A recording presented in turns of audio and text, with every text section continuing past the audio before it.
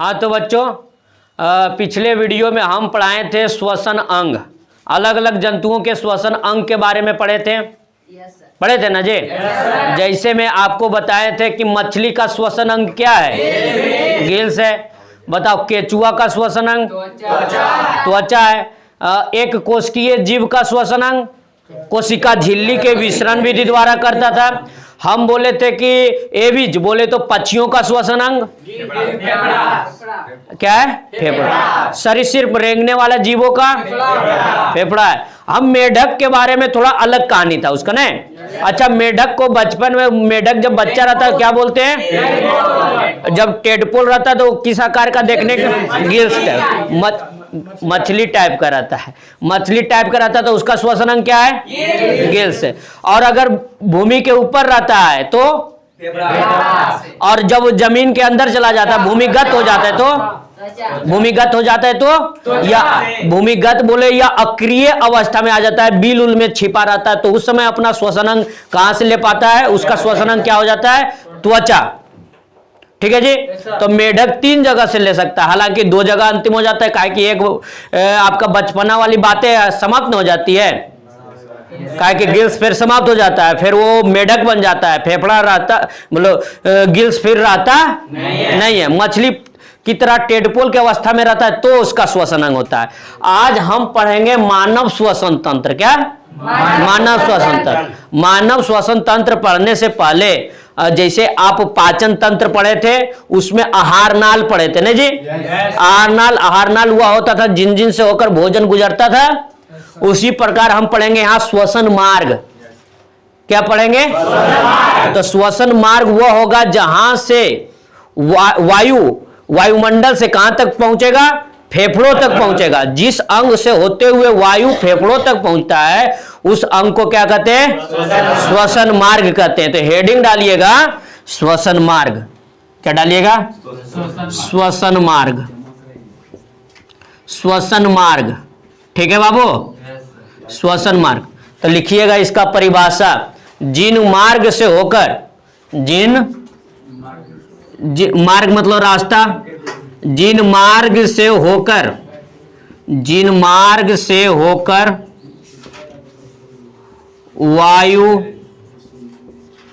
फेफड़ों तक पहुंचती है, हम लोग का श्वसन अंग क्या है? फेफड़ा। फेफड़ा तक पहुंचती है, फेफड़ा तक पहुंचती है, उसे क्या कहते हैं? उसे श्वसन मार्ग कहते हैं। श्वसन मार्ग कहते हैं।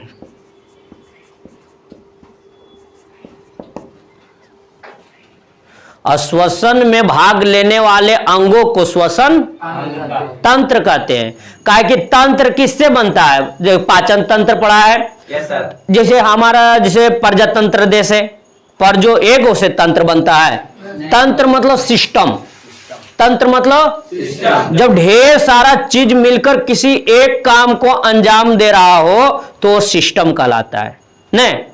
और उसी को कहते हैं तंत्र। सिस्टम को ही हिंदी में क्या कहते हैं? तंत्र। तो यहां पर है श्वसन तंत्र, उसमें पढ़ा है पाचन तंत्र। तो पाचन तंत्र में आपका कितना अंग मिलकर एक काम को, भोजन को पाचन में मदद कर रहा था? कई अंग थे। उसी प्रकार जैसे में हो गया छोटी आंत हो गया, बड़ी आंत हो गया, अमाशय हो गया, यकृत हो गया, ये सब पकवास है, ये सब का सब क्या हो गया? आपका पाचन तंत्र हो गया। ये सारा अंग मिलकर आपका पाचन का काम कर रहा था।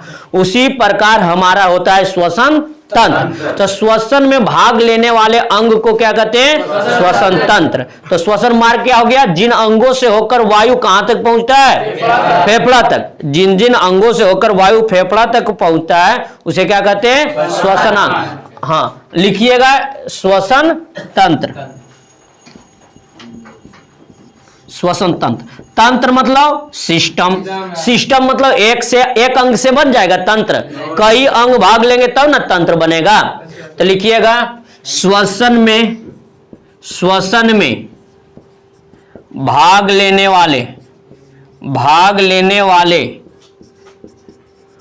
अंग को, श्वसन में भाग लेने वाले अंग को क्या कहते हैं? श्वसन तंत्र कहते हैं, श्वसन तंत्र कहते हैं।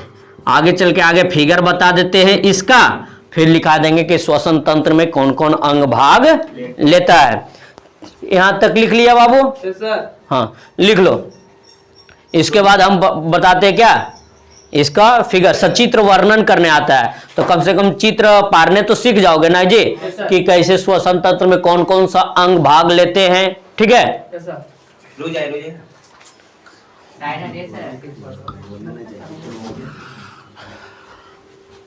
ठीक है बाबू, तो लिखिए श्वसन तंत्र का चित्र पारते हैं और फिर पहचानने सीख जाओगे कहां पर कौन सा है। ठीक है, और कैसे कैसे हमारा वायु फेफड़ों तक पहुंचता है ये भी जानेंगे। ठीक है रे,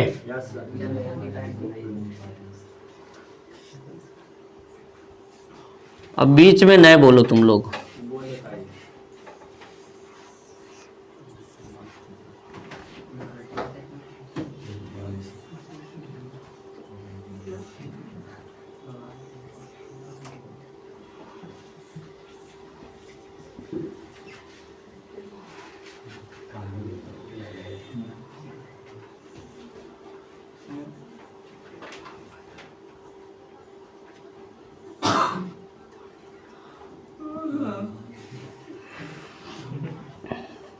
देखो बाबू,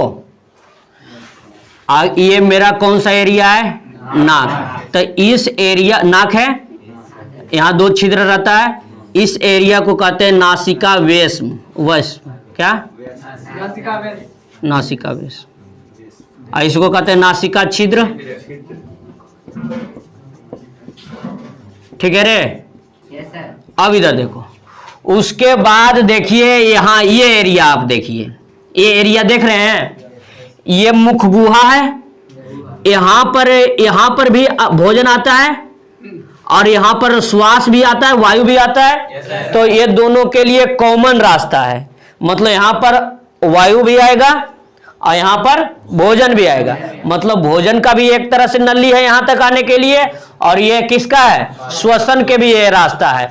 तो इसको हम जहां पर दोनों के लिए कॉमन रास्ता है उसको हम बोलते हैं ग्रसनी, इंग्लिश में फायरिंग्स बोल देंगे। ठीक है, इसको क्या बोलते हैं, ग्रसनी।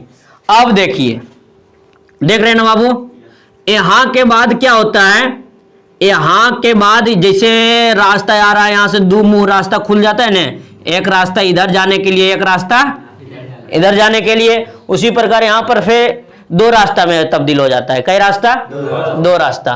एक रास्ता आपका हो जाएगा किसके लिए, श्वास के लिए, और एक रास्ता किसके लिए हो जाएगा, भोजन के लिए।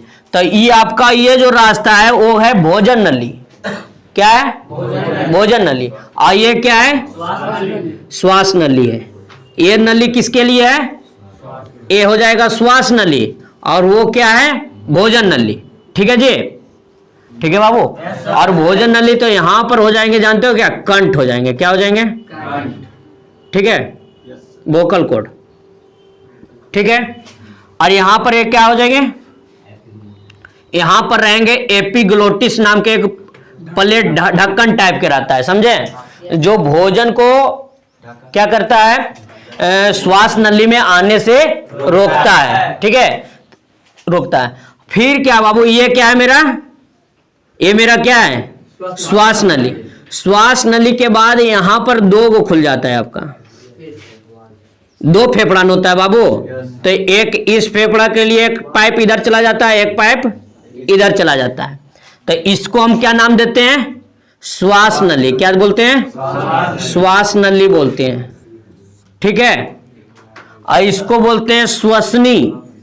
क्या बोलते हैं, श्वसनी। और इसको इंग्लिश में ब्रोंकी बोलते हैं। क्या बोलते हैं, श्वसनी या ब्रोंकी। ठीक है बाबू, श्वसनी या ब्रोंकी। यहां तक समझा। पहले आपने आपको क्या सिखाया, पहला ये सब जो लिख रहे हैं हम, ये श्वसन तंत्र का क्या है, अंग है। कौन कौन है, तो कहोगे नासिका वेश्म है, ग्रसनी है, श्वास नली है, यहां पर कंठ है। ठीक है, तो ये सब क्या है, श्वसन अंग। इसके बाद देखना अच्छा से। इसके बाद क्या होता है बाबू, ये कई हिस्सा में बढ़ जाते हैं, ठीक है, ये पतले पतले कई हिस्सा में बढ़ जाते हैं। बताओ इसको क्या नाम दिए हम, क्या दिए,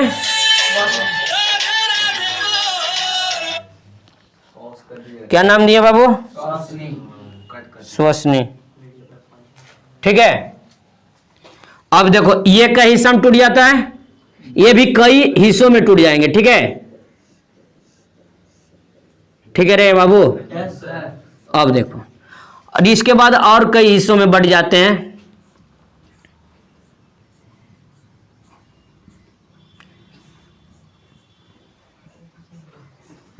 अब बढ़कर यहां पर एक अंगूर टाइप के रचना यहां पर बनेंगे, ठीक है, यहां पर अंगूर टाइप के संरचना रहते हैं, ठीक है जी। और ये हालांकि रहता है 300 मिलियन रहता है, क्या मिलियन, 300 मिलियन अंगूर टाइप की संरचना यहां पर होती है। और हम तो समझाने के लिए थोड़ा बहुत पार रहे हैं ना, यहां पर 300 मिलियन करीब रहता है। और इस अंगूर टाइप की संरचना को हम नाम देते हैं कुपिका। क्या बोलते हैं, कुपिका, या तो इसको वायु कोष्ठ भी बोलते हैं, क्या बोलते हैं, वायु कोष्ठ भी बोलते हैं, और इसको एल्वियोलाई भी बोलते हैं इंग्लिश में, ठीक है जी। क्या बोलते हैं, एल्वियोलाई, एल्वियोलाई, हाँ। अब देखो बोलो इसको क्या बोलते हैं, श्वसनी, क्या बोलते हैं, और इंग्लिश में क्या बोलते हैं, ब्रोंकी, क्या बोलते हैं, ब्रोंकी। और फिर श्वसनी भी कई हिस्सा में बढ़ जाते हैं, तो अब इसको बोलते हैं श्वसनिकाएं, क्या बोलते हैं, श्वसनिकाएं। श्वसनी भी कई हिस्सा में टूट जाते हैं, तो उसको क्या बोलते हैं, श्वसनिका। और इसको बोलेंगे ब्रोंकियोलस, क्या बोलते हैं, ब्रोंकियोलस, क्या बोलते हैं, ब्रोंकियोलस। समझा ना बाबू, हाँ। तो ये सारा के सारा जो हम लिखवा रहे हैं, ये आपका श्वसन अंग का एक श्वसन अंग का हिस्सा है, और ये सारे श्वसन अंग का जो हिस्सा ये श्वसन में भाग लेते हैं, तो ये ही सारा मिलके आपका श्वसन तंत्र बनेंगे, ठीक है। अब देखिए, और यहां पर इसको ये क्या रहेगा आपका, फेफड़ा, क्या रहेगा, ये क्या होगा आपका, फेफड़ा होगा।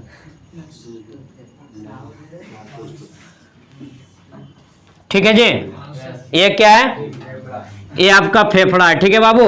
और ये थोड़ा धसा हुआ टाइप रहेगा, काहे यहाँ पर दिल रहता है, ठीक ना, इसलिए थोड़ा धसा हुआ रहेगा, ठीक है, और यहाँ पर नहीं धसा हुआ रहेगा, समझे बाबू। अब देखिए, आपका फेफड़ा को सुरक्षा प्रदान करने के लिए एक दोहरी परत की झिल्ली होती है, क्या होती है, हाँ, इसको कहते हैं प्लूरा, क्या कहते हैं, प्लूरा, या इसको प्लूरल मेम्ब्रेन कहते हैं, ठीक है जी, प्लूरा बोलते हैं। या और ये क्या है, मेरा फेफड़ा है, ये क्या है, फेफड़ा। फेफड़ा को ही लंग्स बोलते हैं, और इसको फुफ्फुस भी बोलते हैं, क्या बोलते हैं, फुफ्फुस बोलते हैं, क्या बोलते हैं, फुफ्फुस। फेफड़ा को ही क्या बोलते हैं, फुफ्फुस बोलते हैं। और ये क्या है मेरा, कुपिका, समझ में आया। तो ये सारे के सारे क्या है, श्वसन, और ये रास्ता को क्या कहेंगे, श्वसन मार्ग कहेंगे। फिर से हम रिपीट कर देते हैं, ये क्या है बाबू, नासिका वेश्म, ये है नासिका वेश्म। और यहां से ये वायु, अच्छा भगवान ने यहाँ पर एक ही, दोनों के लिए एक ही रास्ता क्यों दिया है, सोचा है कभी, इसलिए दिए हैं, कभी कभी देखते हो नाक जाम हो जाता है, तो मुंह से भी श्वास ले लेते हैं ना बाबू। कभी कभी सर्दी कुछ कस के होता है तो नाक के जाम हो जाता है, पूरे तरह से जाम हो जाता है। तो पूरी तरह से अगर नाक जाम हो गया तुम्हारा, तो आदमी बच पाएगा जी, इसलिए वो कहां से श्वास ले लेता है, मुंह से। कितना तो आदत मुंह खुले रहेगा, मुंह खुलल रहेगा, अब मुंह से श्वास लेते रहेगा, लेता है ना। तो इसलिए इसके लिए दोनों कॉमन रास्ता दे दिया गया है। क्या कॉमन रास्ता दे दिया गया, मान लिया नाक जाम हो गया तो मर ही जाएगा आदमी, तो कहां से श्वास लेगा, कहां से, मुंह से श्वास ले लेगा। काहे कि मुंह के लिए भी यही रास्ता है, इसलिए दोनों दिया गया है। उतना सोच समझ के आपका शरीर को तैयार किया गया है, समझा ना इस बात को। अब ये समझो बाबू रे, कभी कभी तुम जैसे पाइप रहता है घर में, तो पाइप से पानी आता है तो देखते हो पाइप एक दूसरे से सट जाता है, पूरी तरीके से पाइप सट जाता है। अगर जब पूरी तरीके से पाइप सट जाएगा तो आगे हवा या पानी, आगे पानी जा पाएगा? नहीं जा पाएगा। और उस प्रकार आपका भी शरीर का ये जो पाइप है वो भी सट सकता है, सट सकता है ना। और जब पूरे चिपक जाएगा तो आगे श्वास ले पाओगे? नहीं श्वास ले पाओगे। अगर श्वास तुम नहीं ले पाओगे तो क्या होगा? मर जाएंगे। ये जाहिर सी बात है, श्वसन की क्रिया ना होगा तो आदमी टपक जाएगा। तो उसके लिए एक और व्यवस्था किया गया है, जानते हो, सी आकार का वलय पारा गया है। क्या जी? वलय। ये हड्डी है, ये क्या है? आधा है, ये पूरा रिंग नहीं है, ये पूरा रिंग नहीं, अर्ध वलय है। क्या है? अर्ध मतलब क्या हुआ? वलय मतलब रिंग, वलय मतलब सेमी सर्कुलर रिंग है। क्या है? सेमी सर्किल मतलब क्या होता है? अर्धवृत्त। तो सेमी सर्कुलर रिंग मतलब क्या हुआ? आधा होगा कुछ, आधा अर्ध वलय हुआ, अर्ध वलय हुआ। तो यहां पर आपका देखिएगा, यहां पर हाथ रखिए, यहाँ पर देख हड्डी है, हड्डी है जी। और देखिएगा ये हड्डी जो है ये टाइट हड्डी, ये सब हड्डी जैसा टाइट नहीं है, ये कान जैसा मुलायम हड्डी है ना। ये क्या है? कान जैसा मुलायम हड्डी है। तो इसको कान के हड्डी को, कान जैसा ये मुलायम हड्डी है कान के कि नहीं, तो इसको कार्टिलेज कहेंगे। तो ये कहलाएगा हिंदी में उपास्थि वलय भी कहते हैं। क्या बोलते हैं? तो यहाँ पर हमारा ये जो मार्ग है, ये जो श्वास नली है, ये ना चिपके इसके लिए क्या व्यवस्था किया गया है? जैसे में तुमने देखते हो कोई पाइप रहता है तो पाइप है, ये ऐसे हुक लगाया जाता है कि नहीं जगह जगह कि पाइप नहीं गिरे। उसी प्रकार कुछ ना कुछ हमारा भी यहाँ पर हुक है जो मतलब कि एक दूसरे को सटने से रोकता है। तो यहाँ पर अर्धवलय है, ठीक है जी। ऐसे कुछ हड्डी है, ये हड्डी मुलायम है हड्डी, इसलिए इस मुलायम हड्डी को क्या कहेंगे?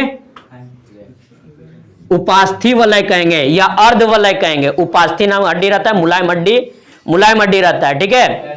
और ये केवल श्वास नली में नहीं रहता है, श्वसनी में भी रहता है, ठीक है बाबू। ये आपका कहाँ रहता है?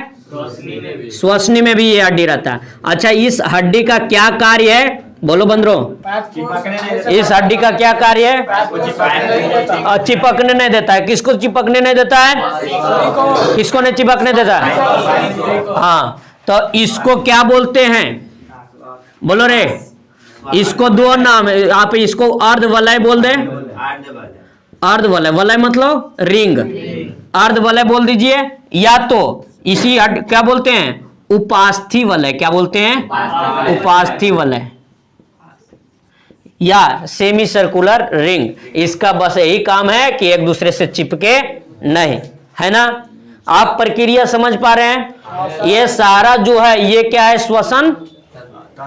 श्वसन तंत्र है। जितना अंग श्वसन में भाग ले रहा है, ये सारे अंग मिलकर आपका क्या बनाते हैं? श्वसन तंत्र बनाते हैं। तो अब बात को समझो, फिर से समझो। यहां पर दोनों के लिए कॉमन नली को क्या बोलते हैं? श्वसन मार्ग।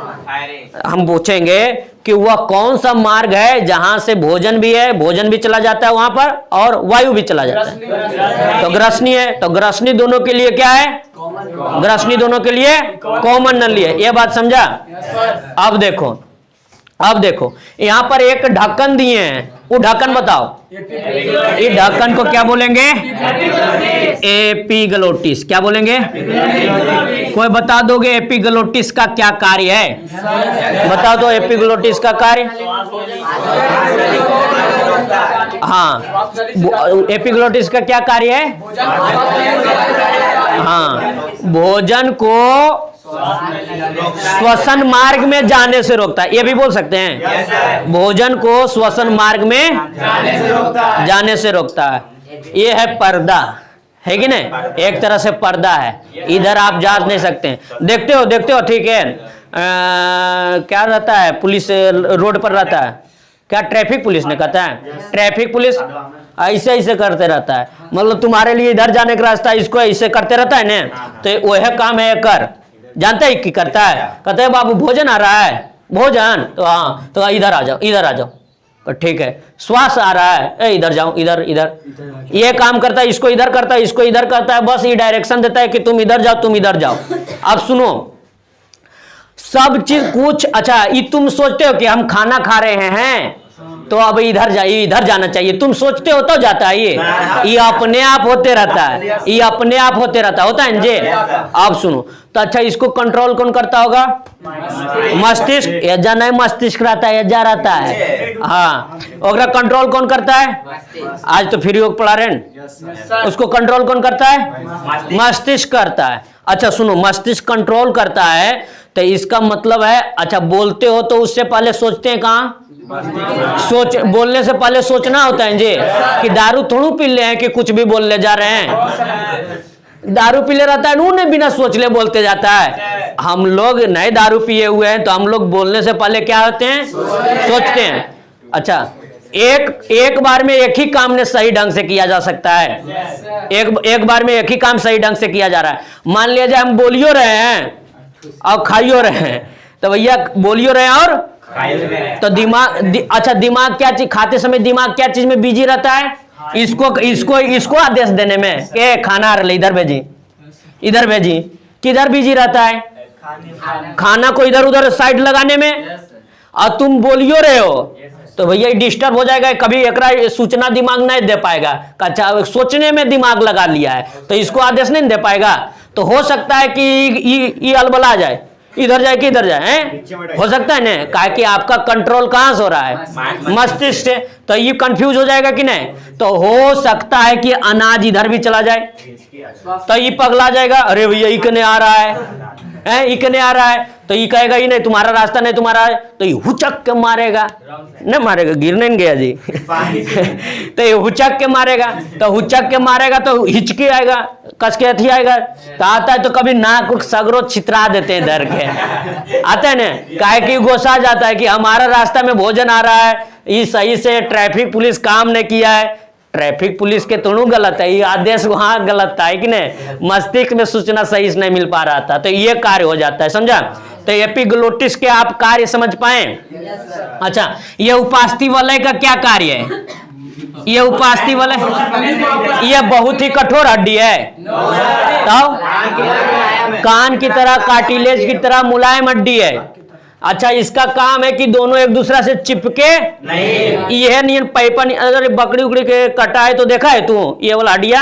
अच्छा नहीं देखा है तो अब ट्राई करना है कि तू फ्राई कर देगा एकदम। देखा है तू? आप सुनो, आप सुनो। अच्छा ए इधर सुनो, ये अच्छा ये मेरा क्या है?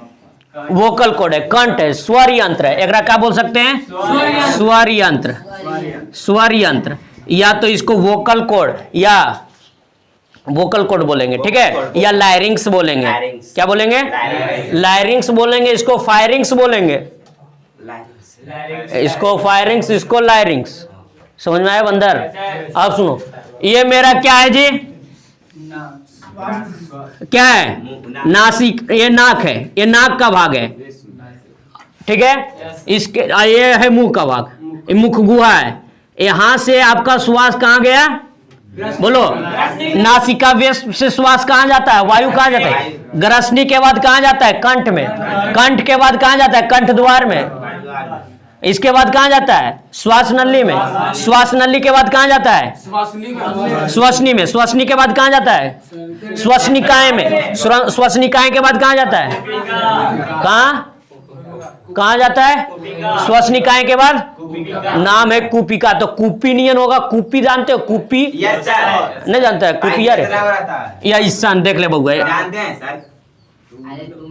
तून जानता है, सब तूनू जानता है। ये कुप्पी है, कुप्पी देखा है तू? साधु जी बोला समझा जी? तो ये कुप्पी है। देखो कुप्पी में अच्छा कौन कौन चीज आया? ये तो पूरा वायु आया जी। कुप्पी में क्या क्या आया? वायु आया। क्या आया? अब इधर ध्यान दो, ये कुप्पी में आल है वायु। क्या आल है? वायु। तो आपको पढ़ाए थे श्वसन मार्ग क्या होता है? वायु को फेफड़ों तक जिन मार्गों से होकर आता है उसे क्या कहते हैं? श्वसन मार्ग। तो आ गया वायु अंतोगत व फेफड़ा में कहां आया? कुपिका तक। कुपिका को और क्या बोलते हैं? कुपिका को और क्या बोलते हैं? वायु कोष्ठ। क्या बोलते हैं?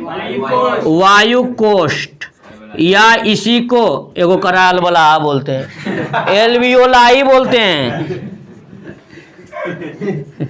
क्या बोलते हैं? एल्वियोलाई बोलते हैं, समझा?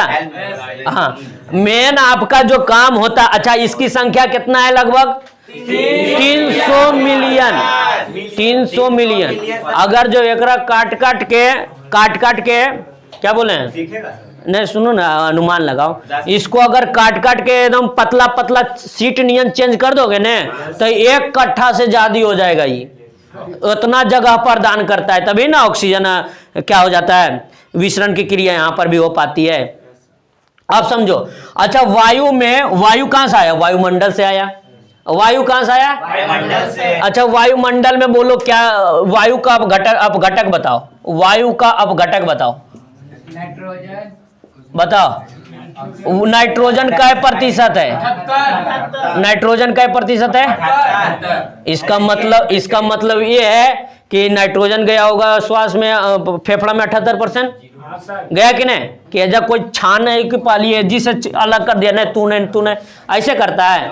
मतलब हमारा नाक से 78% कोची गया। ये कह रहा है कि रॉन्ग नंबर है सर। कहीं कैसे? हमको चश्मा वाली मैडम जानते क्या पढ़ाई है? हम ऑक्सीजन लेते हैं, एजिस ले आका ऑक्सीजन नहीं है कि नहीं बाबू? तो 78% क्या जाता है? 78%? अरे 78% नाइट्रोजन ना बाबू। बोलो ऑक्सीजन का प्रतिशत है? 21%। और देखो कार्बन डाइऑक्साइड 0.03%। ये इंपॉर्टेंट बात है, ये एग्जाम में पूछ लेता है। जानते हो क्या पूछता है? कि वायुमंडल में कार्बन डाइऑक्साइड की मात्रा क्या है? तो क्या कहोगे? 0.03। एक कंफ्यूज करने के लिए जानते हो क्या देता है? 0.3%, 0.003%, 3%, 0.03%, ऐसे करके ऑप्शन बना लेता है। भैया कौन जीरो वाला याद किए थे जी? है कि नहीं? तो तुम्हें याद रखना चाहिए कि ये वाला, ठीक है? हाँ, बाबू रे, अब इसकी मात्रा थोड़ा बहुत बढ़ती जा रही है। कितना बुक अब इसको 0.4 भी लिखने लगा है, 0.04 भी लिखने लग रहा है। नहीं देख रहे हो? वायुमंडल में दूषित होता जा रहा है, कार्बन डाइऑक्साइड की मात्रा बढ़ रही है, तो आपका वायुमंडल दूषित हो रहा है, इसलिए इसकी कार्बन डाइऑक्साइड की मात्रा भी बढ़ रही है। तो अब कितना बुक 0.04 भी लिखने लगा है। समझा? ये बात समझा? अब इधर देखो बाबू, तो हम श्वसन के दौरान, ए भैया श्वसन के दौरान देखो, श्वसन के दौरान कितना हमारे फेफड़ों तक क्या % नाइट्रोजन जाता है? 21 है बाबू, 21%। अब बोलो, और कार्बन डाइऑक्साइड? और जितना और भी गैसें जाता है मुख्य रूप से ये सब समझो, helium, neon, argon, krypton, xenon, radon, sir बहुत सारा गैस है, वो सब भाई, क्लोरीन आदि बहुत सारा गैस है, जो भी थोड़ा बहुत मात्रा में, काहे कि वायु जो एक मिश्रण है ना। अब इधर देखो, तो इतना तो नाक में गया, अब बोलो नाक में गया बोलते हैं, नाक से होते हुए फेफड़ा तक गया। अब ये क्या होगा? अब फेफड़ा से भी तो निकलेगा जाए कि, क्योंकि लेते हैं छोड़ते हैं, तो बाबू जो छोड़ेंगे वो देखो, तो नाइट्रोजन जितना ले गए ना बाबू उतना ही छोड़ भी देते हैं। दिख रहा है इतना यहाँ जी? दिख रहा है ना? नाइट्रोजन जितना लेते हैं उतना छोड़ दे। लेकिन बात हो जाता है ऑक्सीजन, ऑक्सीजन कितना ले रहे थे? 21%, लेकिन ये हो जाता है 17% कि 16%, 16% करीब, 17 होता है जी, 17 हो जाता है, ये 17% हो जाता है। ठीक है, मतलब इसकी मात्रा देखो कम गया ना, लिए थे कितना, हो गया कितना, अब कार्बन डाइऑक्साइड 1% लिए हैं, 0.03, ये तो 1% ना है ना जी, लेकिन हम छोड़ते हैं लगभग 4%, लगभग 4, लेकिन कितना 4.6% बोलता है। ठीक है, लेकिन मोटा मोटी रखो, कई प्रतिशत छोड़ देते हैं, 4%। तो देखो फेफड़ों में श्वास लेना और श्वास छोड़ने की क्रिया को कहते हैं श्वासोच्छ्वास। क्या बोलते हैं? श्वासोच्छ्वास। क्या बोलते हैं? श्वासोच्छ्वास। ठीक है, ये आगे चल के पढ़ाएंगे जब फेफड़े के बारे में बताने लगेंगे तो। और जब श्वास केवल लेते हैं तो एक कहते हैं निश्वसन। क्या बोलते हैं? तो ये लिए तो इसको क्या बोलेंगे? निश्वसन किए। क्या किए? और इसको किए निश्वसन। बोलो नि। तो हवा छोड़ाता है, होता है, नाकस निकलता है, तो एक कहेंगे निश्वसन। कोई अंतर ना है, खाली ये दुगो लग गया। एक कहेंगे निश्वसन, एक क्या कहेंगे? निश्वसन। देखो निह बोलते समय निकल जाता है, निकलता है ना, तो चुप रहो। ये हो गया निश्वसन, मतलब कि वायु को फेफड़ों तक पहुंचना क्या कहलाएगा? निश्वसन। और वायु का फेफड़ों से बाहर निकलना क्या कहलाएगा? शुद्ध वायु का फेफड़ों तक पहुंचना, अशुद्ध वायु को फेफड़ों से बाहर निकलना। क्या बात है, समझ में आया? और निश्वसन और निश्वसन और निश्वसन दोनों मिलके क्या बनाएगा? श्वासोच्छ्वास। क्या बनाएगा? समझा? तो ये बात गलत है ना कि आप ऑक्सीजन लेते हैं, फेफड़ा तक तो ज्यादा नाइट्रोजन में ले रहे हैं, लेकिन हाँ यहाँ पर देखो रेशियो, ये इसका तो गोली मारो, इसका कोई भाग है नहीं श्वसन में, नाइट्रोजन का कोई भाग है, कोई पार्ट उसका कोई काम है नहीं, काम है। लेकिन देखो ऑक्सीजन कितना है, तो देखो तो ऑक्सीजन की मात्रा कम गया कि नहीं? तो इसको कम गया कि नहीं ऑक्सीजन? और किसकी मात्रा कम गया? एकरा तो लगभग नए के बराबर लिए थे आप, लेकिन ये कितना आ रहा है? तो हम बोलते हैं कार्बन डाइऑक्साइड छोड़ते हैं, ऐसा बात है क्या? कार्बन डाइऑक्साइड नए के बराबर लिए थे, लेकिन कार्बन डाइऑक्साइड 4% से थोड़ा ज्यादा छोड़ रहे हैं। ये बात समझा? क्या छूट गया? 4%